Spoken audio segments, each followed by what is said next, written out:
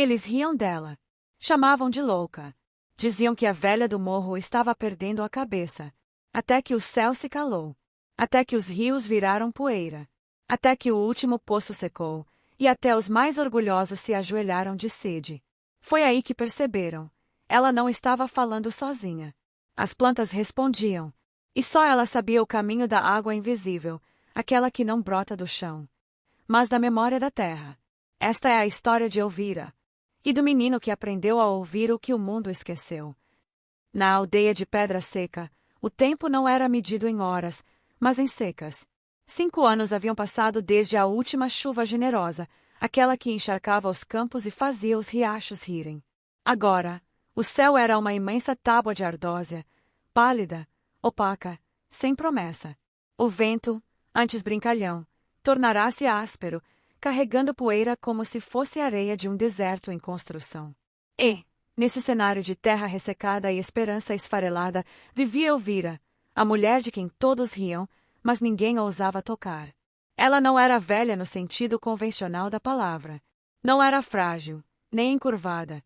Tinha os ombros largos de quem carregou lenha por décadas, as mãos grossas e rachadas, com cicatrizes de espinhos antigos, e os pés descalços, sempre manchados de lama, folhas e terra vermelha. Seus cabelos, brancos como o luar filtrado por nuvens finas, estavam sempre trançados com flores secas, ramos de alecrim, às vezes, pequenas penas que os pássaros deixavam caídas em seu caminho. Ela dizia que eram presentes dos mensageiros. Os outros diziam que era sinal de loucura, mas Elvira não se importava. Havia parado de buscar validação muito antes de a seca começar.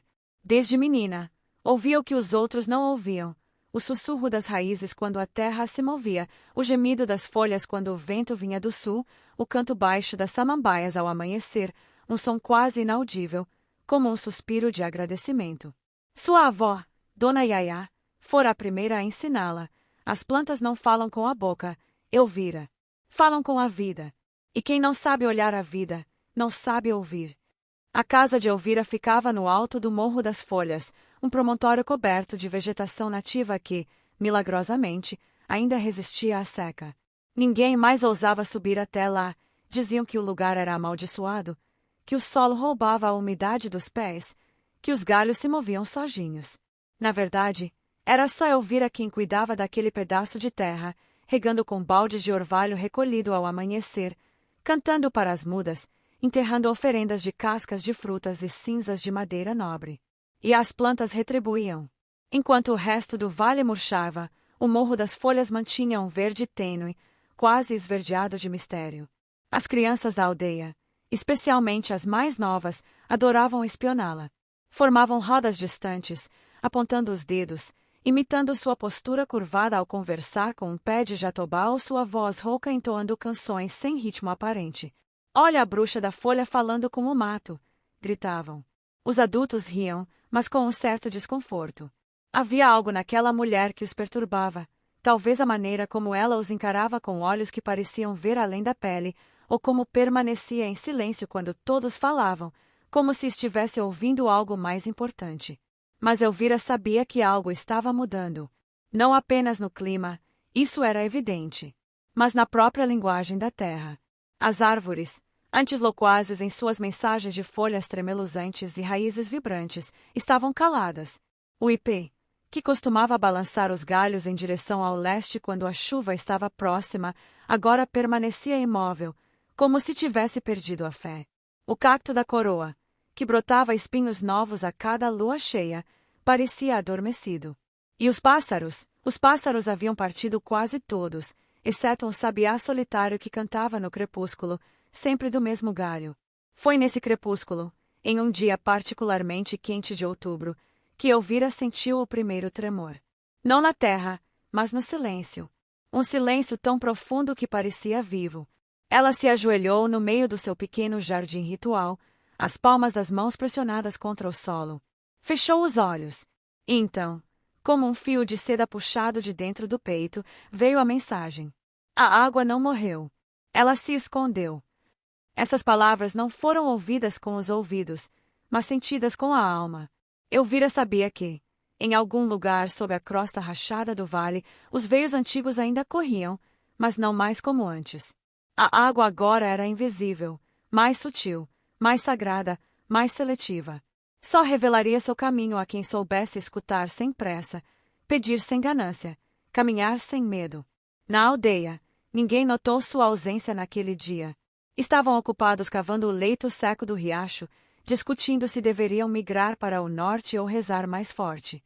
Um dos anciãos, seu Tadeu, chegou a dizer: se a Elvira soubesse mesmo das plantas, teria feito chover. E todos riram. Riram com alívio, como se a zombaria pudesse afastar o desespero.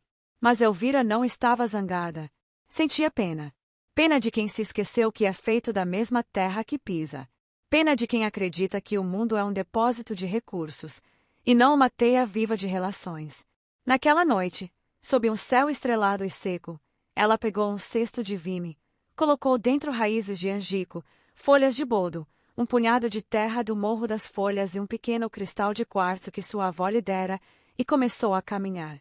Não para sair, mas para preparar. Porque Elvira sabia, a seca não era apenas climática. Era espiritual. E a cura exigiria mais do que água, exigiria lembrança. O silêncio em pedra seca não era apenas ausência de som. Era uma presença. Uma entidade pesada que pairava sobre os telhados de barro, infiltrava-se nas frestas das portas, adensava o ar como névoa. Até as vozes mais altas, as de Dona Marta, que gritava com seus 7 filhos, ou Zé Bento, que desafiava o mundo com seu violão desafinado, agora saíam abafadas, como se tivessem medo de quebrar algo frágil. A seca avançara além do esperado. Já não era mais uma questão de colheitas perdidas ou gado magro. Era sobrevivência. O último poço comunitário, cavado há 3 gerações, havia secado por completo. A água que restava vinha de pequenas nascentes escondidas nas serras, mas mesmo essas estavam murchando, como se a própria montanha estivesse desidratando. O conselho da aldeia reunia-se diariamente na sombra da figueira centenária, agora murcha, com os galhos pendendo como braços cansados. Discutiam migração, orações coletivas, até mesmo sacrifícios simbólicos. Mas nada funcionava. Enquanto isso, Elvira observava, não com tristeza, mas com uma atenção quase cirúrgica. Ela passava horas sentada sob o ipê do Morro das Folhas, os olhos fixos nas folhas que, contra todas as leis da lógica, não murchavam como as outras. Elas dobravam levemente as bordas, como se protegessem algo precioso. Estão guardando umidade, sussurrava Elvira. Não para si, para quem vier depois. Ela havia aprendido, com sua avó, que as árvores mais antigas eram arquivos vivos. Suas raízes lembravam épocas de seca muito piores, épocas em que os humanos quase desapareceram do vale. E nessas épocas, a água não vinha do céu. Vinha de baixo, dos veios subterrâneos que corriam por caminhos invisíveis, guiados por campos magnéticos, por memórias minerais, por cantos entoados por xamãs esquecidos. Essa água, chamada pelos antigos de sangue da Mãe Terra, só se revelava a quem soubesse ler os sinais: o musgo azulado, o cheiro de ferro úmido sob o solo seco, o canto de certos insetos noturnos. Se você sentiu algo diferente ao ouvir essa história, se, por um segundo, quis acreditar que a Terra ainda fala com a gente, não clique fora, porque o que vem a seguir não é só um conto. É um espelho. E nos próximos minutos, você vai descobrir por que a água invisível só aparece para quem sabe esperar. Mas antes, se esse vídeo tocou algo em você, deixe seu sim nos comentários, escreva "eu ouço". Porque talvez a próxima gota seja para você. Naquela semana, Elvira notou algo extraordinário. Um musgo verde que crescia na base do baraúna, uma árvore rara, quase extinta, começou a brilhar com um tom azulado ao luar. Era um fenômeno que Dona Yaya descrevera apenas uma vez em seus últimos dias. Quando o musgo canta em azul, é porque a água invisível está perto de subir. Mas só quem souber o nome da primeira árvore do mundo poderá segui-la. Elvira sabia o nome. Era um segredo transmitido de geração em geração, apenas em sussurros. YVY Maré Y, em língua guarani. A terra sem males, mas também, em sentido mais profundo, a raiz primordial. Ela nunca havia pronunciado em voz alta, temendo que o som se perdesse no ar seco. Mas agora, com a aldeia à beira do colapso, talvez chegasse a hora. Na véspera da lua cheia, Elvira preparou um ritual simples. Coletou o orvalho das folhas do boldo, misturou com cinzas de carqueja, desenhou um círculo ao redor do baraúna com o pó resultante e sentou-se no centro. Fechou os olhos, respirou fundo e, pela primeira vez em meses, cantou. Era uma melodia antiga, quase sem palavras, apenas vogais alongadas, entoadas em tons que vibravam no peito. Os sons não eram para os ouvidos humanos, mas para a terra. E, como resposta, o solo tremeu. Levemente, quase imperceptivelmente. Mas Elvira sentiu. Era o pulso. Na manhã seguinte, os primeiros raios de sol iluminaram o musgo, agora não apenas azul, mas luminoso, como se contivesse estrelas em miniatura. Elvira se levantou, cansada, mas com os olhos brilhando. Sabia que a água invisível estava pronta para ser encontrada. Mas também sabia, não bastava achá-la. Era preciso merecê-la. E a aldeia, com sua risada fácil e sua fé frágil, ainda não estava pronta. Kael não era como as outras crianças de Pedra Seca. Enquanto seus colegas brincavam de guerra com gravetos ou corriam atrás de galinhas com pedras nas mãos, ele preferia ficar sentado à sombra de uma pedra grande, observando formigas. Não as perseguia, não as interrompia, apenas assistia. Notava como carregavam folhas maiores que seus corpos, como mudavam de direção quando o vento soprava do sul, como pareciam conversar com antenas trêmulas ao se encontrarem. Seu avô, seu Horácio, o mais ferrenho detrator de Elvira, chamava aquilo de ociosidade perigosa. Menino que não suja as mãos de terra não vira homem, dizia, batendo o cajado no chão. Mas Kael não se importava. Tinha 12 anos, magro como um ramo de taquara, com olhos escuros e profundos demais para sua idade. Desde pequeno, sentia que o mundo falava, não com palavras, mas com movimentos, com silêncios entre sons, com o jeito como a luz se dobrava nas folhas. Ainda assim, nunca contará a ninguém. Sabia que seria ridicularizado, pior, que seria considerado tocado, como diziam da velha do Morro das Folhas. Na noite em que decidiu segui-la, o céu estava coberto por nuvens finas, quase transparentes. A lua cheia brilhava com uma palidez doentia, como se estivesse também sedenta. Kael saiu de casa pela janela dos fundos, envolto em um manto de retalhos que sua mãe costurara para as noites frias. Não levou lanterna. Sabia que Elvira confiava na escuridão e ele queria entender como. Subiu o morro devagar, pisando em folhas secas com cuidado, como se temesse quebrar um juramento. Quando chegou perto do baraúna, escondeu-se atrás de uma rocha coberta de líquen. E viu. Elvira estava de joelhos, as costas levemente curvadas, as mãos cavando sulcos na terra com uma concha de tartaruga. Movia-se com uma cadência quase ritual, como se cada gesto fosse parte de uma dança antiga. Ao seu lado, havia um cesto com raízes de samambaia preta, folhas de erva de Santa Maria e pequenos cristais de quartzo. De vez em quando, ela murmurava algo, não em português, mas em uma língua que Kael nunca ouvirá, cheia de R's suaves e vogais prolongadas. Então, começou a enterrar as raízes. Não de qualquer jeito.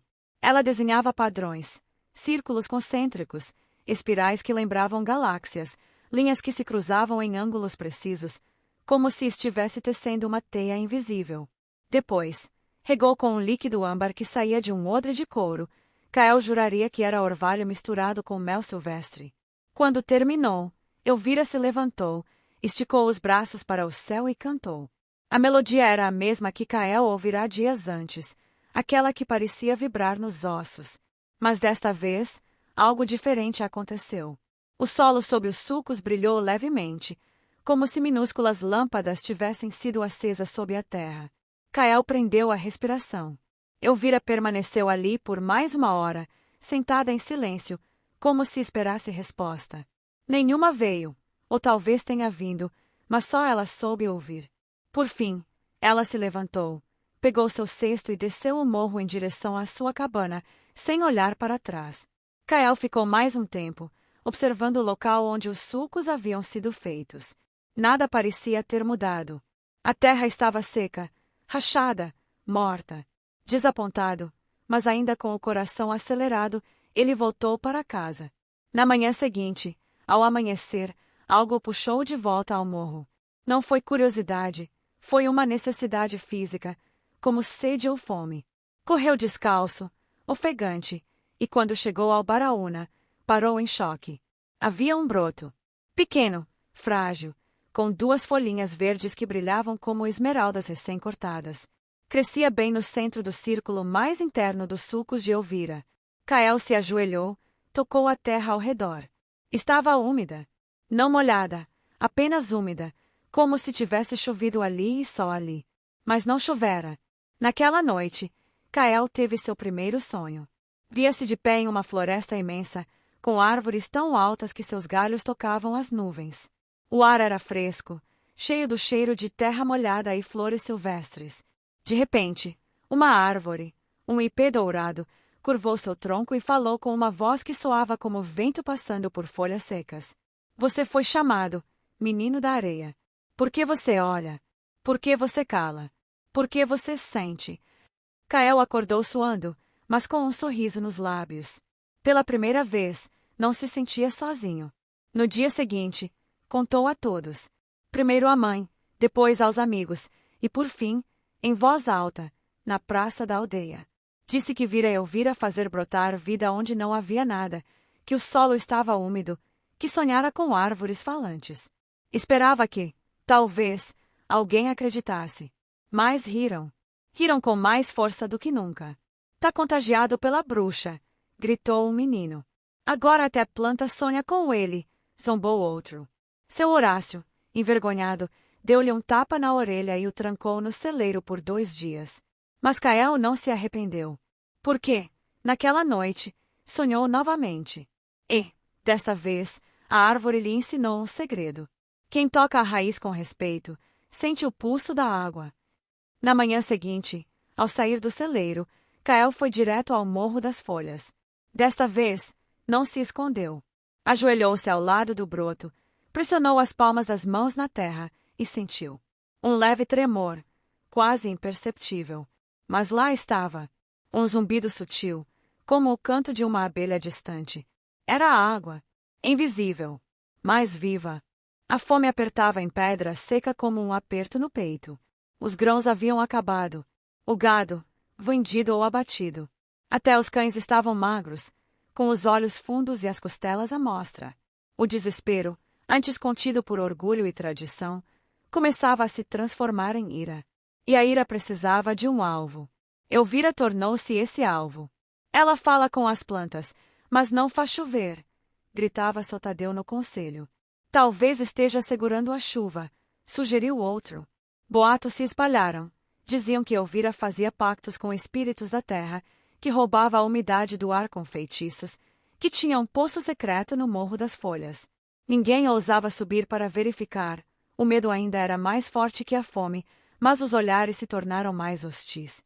Elvira, no entanto, permanecia impassível. Sabia que a fúria era filha do medo, e o medo, da ignorância. Mas também sabia que ações falam mais alto que silêncios. E, naquela semana, decidiu fazer algo que chocaria a aldeia até os ossos. No meio da aldeia, no centro da praça, crescia o Baraúna sagrado, uma árvore com mais de 200 anos, cuja madeira era tão dura que nem fogo a consumia por completo. Ninguém ousava tocar nela. Era considerada tabu, protegida pelos antepassados. Cortar um galho era uma ofensa à própria história da comunidade. Mas uma manhã, Elvira chegou com uma faca de pedra, antiga, afiada, herdada de sua avó, e, diante de todos, cortou um pequeno galho do Baraúna. O silêncio que se seguiu foi mais alto que qualquer grito. Blasfêmia! Berrou seu Horácio, empunhando seu cajado. Ela vai nos amaldiçoar. Mas Elvira não respondeu. Com movimentos precisos, esfregou o corte no tronco com sal grosso e uma pasta feita de raiz de jurubeba. Depois, espalhou cinzas de carqueja ao redor da base da árvore e se afastou, deixando o tronco exposto à luz da lua cheia. Vamos ver se a árvore sangra maldição ou misericórdia, murmurou. A aldeia passou a noite em vigília, alguns com medo, outros com raiva, poucos com esperança. Kael, escondido entre os arbustos, observava tudo com o coração acelerado. Ele tinha sonhado novamente, e, desta vez, o ipê lhe dissera: a árvore não sangra. Oferece, mas só quando confia. Ao amanhecer, todos correram para a praça, e então viram. Gotas cristalinas brotavam do corte no tronco.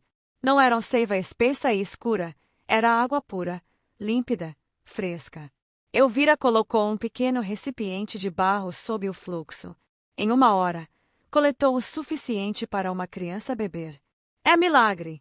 Sussurrou uma mulher, ajoelhando-se. É feitiçaria! Retrucou seu Horácio, mas sua voz tremia. Elvira, então, falou pela primeira vez em semanas. As árvores não sangram. Elas oferecem, mas só quando confiam. Esta árvore confiou, porque sabia que estávamos à beira de perder a alma. Não a água. A alma. Kael foi o primeiro a se aproximar. Com as mãos trêmulas, bebeu um gole. A água era fresca. Sim, mas havia algo mais, um sabor ancien, como se contivesse séculos de memória. Ele fechou os olhos e, por um instante, viu raízes se estendendo por quilômetros sob a terra, conectando todas as árvores, todos os seres, todos os tempos. A aldeia se dividiu. Uns viram esperança, outros, perigo. Mas ninguém podia negar. A água estava ali. E só Elvira sabia como fazê-la aparecer. Naquela noite, Kael sonhou com o Baraúna. A árvore tinha olhos, 2 nós no tronco que brilhavam como brasas. E disse, com uma voz que soava como raízes se movendo na terra: o caminho não é para todos, mas quem for chamado, sentirá o chão tremer. Kael acordou e correu para o Morro das Folhas. Pressionou as mãos no solo e sentiu. Não era imaginação. Era um pulso. Um ritmo lento, profundo, vindo de muito longe. Era a água invisível, chamando. Chegou ao amanhecer, como se o próprio sol o tivesse anunciado com relutância. Um carro, algo raro em pedra seca, avançava pela estrada de terra com rodas levantando nuvens de poeira dourada. Era preto, lustroso, deslocado como um corvo em um pomar de mangueiras. Parou diante da praça, exatamente onde o Baraúna sagrado ainda exibia o corte do qual, dias antes, brotara água pura. Do interior do veículo saiu um homem. Vestia um terno cinza, apesar do calor sufocante. Usava óculos de lentes escuras, sapatos de couro polido e carregava uma maleta de couro envelhecido. Tinha o rosto bem barbeado, mas com olheiras profundas, olhos de quem dorme pouco e sonha menos. Apresentou-se como Dr. Lúcio Varela, representante de uma instituição de estudos hidrológicos e botânicos avançados sediada na capital. Dizia ter ouvido rumores, histórias fascinantes, sobre uma árvore que sangrava água pura e uma velha que conversava com as raízes. A aldeia, sempre desconfiada de forasteiros, reuniu-se em silêncio. Alguns esconderam-se atrás de portas entreabertas. Outros observaram das sombras das varandas. Apenas seu Tadeu, o mais velho do conselho, aproximou-se. Aqui não temos cientista. Temos sede, disse, com voz seca. Mas o doutor Varela sorriu. Um sorriso largo, ensaiado, que não chegava aos olhos. Justamente por isso estou aqui, respondeu, abrindo a maleta. Retirou dela um frasco de vidro, um caderno de capa dura e um maço de notas. O que aconteceu com esta árvore não é milagre. É ciência não mapeada. E ciência, quando compreendida, pode ser reproduzida. Imagine, poços que nunca secam. Lavouras que resistem à seca. Cidades inteiras abastecidas sem depender do céu. Tudo isso, com o conhecimento que ela detém. Seu olhar se voltou para o Morro das Folhas. Elvira observava de cima, sentada à sombra do ipê, os braços cruzados. Não demonstrou surpresa. Sabia que, mais cedo ou mais tarde, o mundo exterior bateria à porta. O saber verdadeiro sempre atrai 2 tipos de pessoas: os que querem aprender e os que querem explorar. Naquela tarde, Varela foi até a cabana dela. Levou ofertas, dinheiro em espécie, uma casa na cidade com água encanada, assistência médica vitalícia, até um lugar em universidades para ensinar seu método. Falava com a empolgação de quem acredita estar salvando alguém da miséria. Você poderia ser celebrada, Dona Elvira. Estudada. Sua sabedoria seria preservada para sempre. Elvira ouviu em silêncio. Depois, levantou-se, foi até o quintal e arrancou uma folha de boldo. Esmagou-a entre os dedos e estendeu a palma para ele. Sinta. Varela hesitou, mas tocou. Sentiu o aroma forte, medicinal, quase mágico. Isso, disse Elvira, não pode ser posto em frasco. Nem em caderno. Nem em laboratório. Porque não é propriedade. É relacionamento. As plantas não me ensinaram segredos. Ensaiaram comigo uma dança. E dança não se vende. Nem se patenteia. Varela riu, incômodo. Poética. Mas ineficaz diante da fome. A fome que você vê é de barriga, respondeu Elvira, os olhos fixos nos dele, como se vissem além das lentes escuras. A fome que eu vejo é de alma. Vocês esqueceram como escutar. Por isso, o mundo inteiro está secando, mesmo onde chove. Naquela noite, Varela não partiu. Montou uma barraca perto do riacho seco e passou horas observando o Baraúna, tomando notas, medindo a umidade do ar com aparelhos eletrônicos que apitavam sem parar. Mas nada detectavam. Nenhuma anomalia. Nenhum fluxo subterrâneo. Nada que justificasse o fenômeno. Frustrado, voltou a falar com os aldeões. Ofereceu dinheiro a quem revelasse os rituais de Elvira. Alguns, tentados pela fome, hesitaram. Mas Cael, que ouvia tudo escondido atrás de um muro de pedra, sentiu um frio na espinha. Sabia que aquele homem não queria ajudar, queria extrair. Naquela madrugada, sonhou novamente. Dessa vez, não foi o IP, mas o próprio Baraúna que falou, com uma voz grave como trovão distante. Quem leva o saber para longe da raiz, seca a si mesmo. Ao acordar, Cael subiu correndo o Morro das Folhas. Encontrou Elvira preparando um chá de raízes. Ele vai tentar levá-la embora, disse, sem fôlego. Elvira sorriu, serena. Só se eu quiser ir. Mas há algo pior que me levarem embora, menino. O quê? Me fazer acreditar que devo ir. Ela olhou para o vale, onde as luzes do carro de Varela ainda brilhavam como olhos artificiais. Esse homem não entende que a água invisível não é um recurso. É uma aliança. E aliança exige reciprocidade. Ele só sabe de extração. Cael sentou-se ao seu lado. E se ele convencer os outros? Elvira colocou uma mão em seu ombro. Então, menino da areia, será sua vez de lembrar a eles o que esqueceram. Naquela manhã, Varela reuniu alguns aldeões na praça. Disse que, se Elvira se recusava a cooperar, talvez eles devessem reconsiderar sua proteção a ela. Ela tem o segredo da água, insistiu, e o esconde enquanto seus netos passam fome. As palavras encontraram brechas no coração cansado de muitos. Mas Cael, pela primeira vez, falou em público. Ela não esconde. Ela espera. Espera que a gente aprenda a merecer. Ninguém respondeu. Mas alguns olharam para o chão. Outros, para o Morro das Folhas. E, naquele exato momento, o vento mudou de direção. Trazia, pela primeira vez em meses, o cheiro de terra molhada. Varela franziu o senho. Olhou para seus instrumentos. Todos continuavam em zero. Mas Elvira, lá do alto, sorriu. Doutor Varela não desistiu. Pelo contrário, a resistência de Elvira o deixou ainda mais determinado. Na manhã seguinte, ligou por satélite, usando um aparelho que parecia saído de um filme de ficção, e pediu reforços. Disse que havia encontrado uma fonte de biotecnologia ancestral de valor inestimável e que precisava de apoio logístico para a extração imediata. Enquanto isso, Cael seguiu o caminho B, começou a reunir crianças. Não foi fácil. Muitos ainda zombavam dele. Mas, após o episódio do Baraúna, alguns começaram a acreditar. Primeiro foi Luma, a filha mais nova de Dona Marta, que ouvira Cael descrever o sabor da água da árvore e jurara que sabia como o orvalho de primavera. Depois veio Tomé, um garoto tímido que falava com formigas desde os 5 anos. E então, um por um, outros foram chegando, até formarem um pequeno círculo de 7 crianças, sentadas ao redor de uma fogueira apagada no Morro das Folhas, sob a orientação silenciosa de Elvira. Ela não ensinava com palavras. Ensaiava com gestos. Mostrava como pressionar as mãos no solo e sentir o pulso da terra. Como identificar, pelo cheiro do musgo, se a umidade estava próxima. Como interpretar o movimento das folhas ao vento, não como acaso, mas como mensagem. E, acima de tudo, ensinava o mais difícil, a paciência. A terra não responde a quem grita, dizia.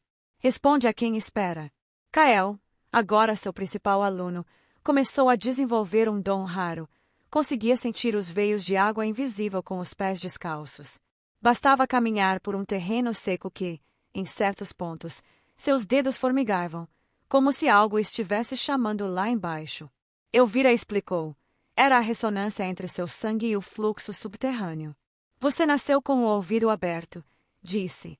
Enquanto isso, Varela preparava seu golpe final. Sabia que não convenceria Elvira, mas talvez não precisasse. Naquela noite, após o crepúsculo, 2 homens de jaqueta preta subiram o morro. Traziam cordas, seringas, com sedativos, segundo sussurravam entre si, e ordens claras, levar Elvira viva, mas silenciosa. Mas, ao se aproximarem da cabana, algo estranho aconteceu. O chão sob seus pés amoleceu. As raízes das árvores pareciam se mover, envolvendo seus tornozelos como serpentes vegetais. O ar ficou denso, quase irrespirável. E, de repente, ambos caíram de joelhos, não por força, mas por visões. Viram florestas que nunca existiram, rios de luz correndo sob a terra, árvores com rostos que sussurravam em línguas esquecidas. Gritaram, mas nenhum som saiu. Por horas, ficaram ali, imóveis, presos em um sonho coletivo que Elvira chamaria de o abraço da mãe. Na manhã seguinte, foram encontrados desmaiados, com as mãos cheias de terra e os olhos marejados. Recusaram-se a falar. E, dias depois, voltaram para a cidade, mas nunca mais tocaram em uma árvore sem pedir permissão. Varela, furioso, foi até Elvira. O que você fez? Nada, respondeu ela, preparando um chá. A terra fez. Ela não gosta de quem vem com mãos de ganância. Você está atrasando o progresso. Não. Estou protegendo o futuro. Porque progresso sem raiz é queda. Desesperado, Varela decidiu mudar de tática. Reuniu os aldeões e fez uma proposta final. Dê-me uma gota da água do Baraúna. Só uma. Para análise. Se funcionar, trago tecnologia. Se não, vou embora. Muitos hesitaram. Até seu Horácio, o avô de Kael, balançou a cabeça, tentado.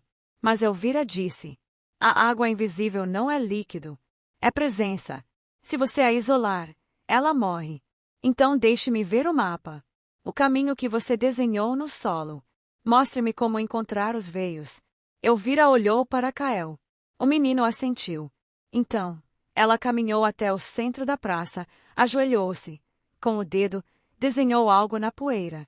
Todos se aproximaram. Viram linhas, círculos, espirais, os mesmos padrões que Kael vira no Morro das Folhas. Aqui está seu mapa, disse. Varela fotografou, filmou, mediu ângulos. Mas, ao tentar reproduzir o desenho em outro lugar, nada aconteceu. O solo permaneceu seco. A água não veio. Porque o mapa não estava nas linhas. Estava na intenção de quem as desenhava. Na memória das mãos. Na conexão com a terra. Kael, observando tudo, entendeu a lição final. O caminho da água invisível não se traça com tinta. Traça-se com o coração. Naquela noite, Varela partiu.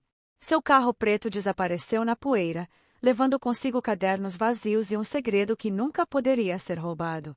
Mas, antes de ir, olhou para trás e viu Elvira e Kael de mãos dadas no alto do morro, sob a luz da lua. E, pela primeira vez em décadas, sentiu sede de algo que não era água. Foi Kael quem sugeriu o rito. Não em voz alta, não com discurso, mas com um gesto simples. Na manhã seguinte à partida de Varela, o menino desceu o Morro das Folhas com um pequeno cesto de folhas de boldo e raízes de angico. Caminhou até a praça, onde os aldeões ainda estavam reunidos, murmurando entre si sobre o estranho acontecido. Parou diante do Baraúna sagrado, ajoelhou-se, Com as mãos, espalhou as ervas em um círculo perfeito ao redor da árvore.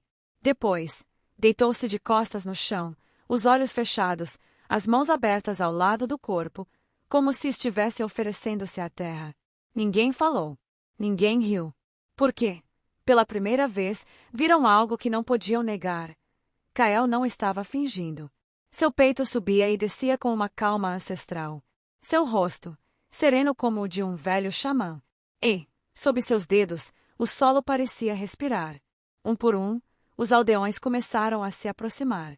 Primeiro as crianças, Luma, Tomé, os outros do círculo secreto. Depois, as mulheres, cansadas de carregar o desespero nos ombros. E, por fim, até os homens mais endurecidos, seu Tadeu, Zé Bento, e, com hesitação visível, até seu Horácio, o avô de Kael. Elvira observava do alto, mas não desceu. Sabia que este momento não era dela. Era deles, da aldeia, do reencontro. Ao amanhecer seguinte, todos estavam lá. Mais de 60 pessoas deitadas em círculo ao redor do Baraúna, em completo silêncio. Nenhuma palavra, nenhuma prece. Apenas a respiração coletiva, o vento suave e o crepitar distante das folhas secas. Elvira, então, desceu. Não com pompa, não como líder, mas como guardiã. Caminhou entre os corpos estendidos, espalhando um pouco de orvalho recolhido ao alvorecer sobre as testas de cada um. Não era batismo. Era convite. Fechem os olhos, sussurrou, embora ninguém tenha ouvido com os ouvidos. E parem de ouvir com os ouvidos. Ouçam com a pele, com os ossos, com o que sobrou de criança em vocês. E então, algo aconteceu. Não foi um milagre visível. Não houve trovão, nem jorro de água. Mas, aos poucos, cada um começou a sentir. Seu Tadeu, que há anos sentia dor nos joelhos, percebeu que o desconforto cedia, como se a terra estivesse sugando a inflamação. Dona Marta, que chorava em segredo todas as noites por ter perdido 3 filhos na última epidemia, sentiu uma mão invisível acariciar seu cabelo e, pela primeira vez, não se sentiu abandonada.